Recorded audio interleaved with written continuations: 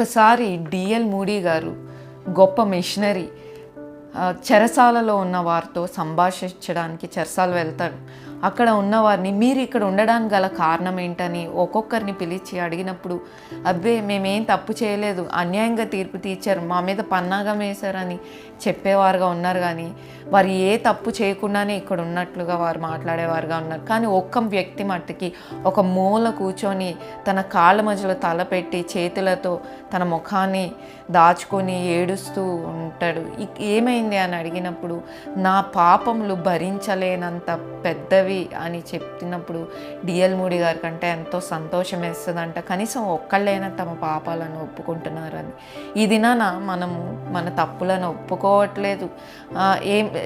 మనల్ని మనం సముదాయించుకునేవారుగా ఉన్నాం. చూడండి, 1 యోహాను 1:9 ప్రకారం మన పాపములను ఒప్పుకొని దానిని విడిచిపెట్టిన